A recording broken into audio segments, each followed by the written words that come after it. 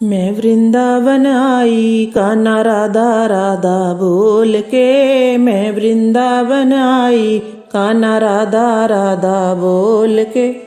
आप सभी को राधे राधे।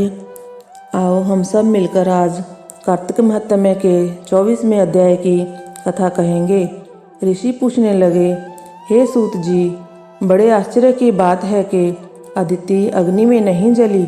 तब सूत जी ने कहा, इसमें आश्चर्य की कोई बात नहीं।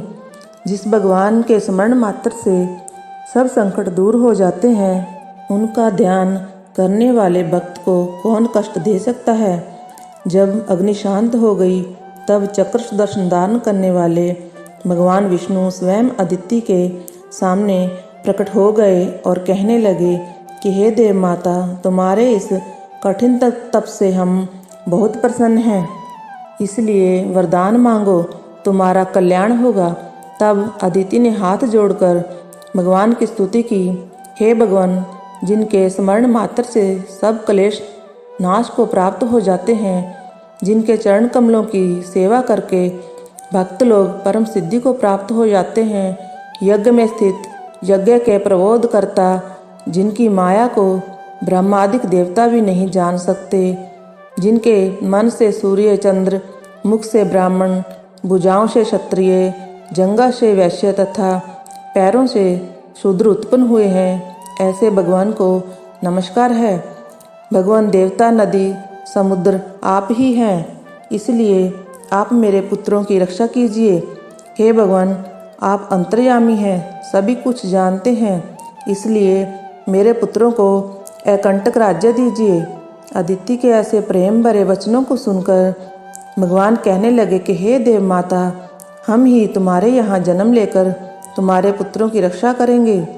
तब अदिति कहने लगी कि भगवान, जो संपूर्ण सृष्टि को धारण करने वाले हैं, जिनके रोम रोम में ब्राह्मण समाया हुआ है, उनको मैं कैसे धारण कर सकती हूँ। भगवान कहने लगे कि हे अदिति, माता पिता, गुरु, अतिथि तथा ब्राह्मणों की जो सेवा करते हैं, वह सदैव मुझको धारण करते हैं। तुलसी और गाय की रक्षा करने वाला भी मुझको धारण करता है, इसलिए मैं तुम्हारा पुत्र होकर शत्रुकुल का नाश करूँगा। यह कह और अपने कंठ की माला देकर भगवान अंतर्ध्यान हो गए। इसके बाद दक्ष की कन्या अर्थात देव माता अदिति भगवान को नमस्कार करके अपने आश्रम को चली गई।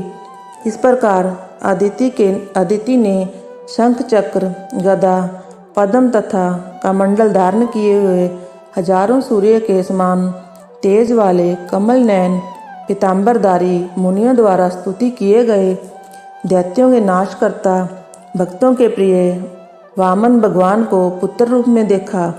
तब कश्यप आदि ऋषि भगवान की स्तुति करने लगे। जो कोई वामन भगवान के स्तोत्र का नित्य पाठ करता है, वह सदैव निरोगी रहकर सर्व संपदा प्राप्त करता है।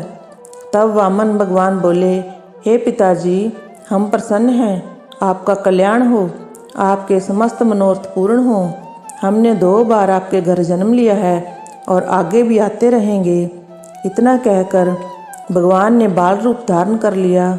उधर राजा बलि ने भी शुक्राचार्य को अपना आचार्य बनाकर बड़ा भारी यज्ञ आरंभ किया, जिसमें लक्ष्मी जी सहित हवन ग्रहण करने के लिए भगवान विष्णु का आह्वान किया।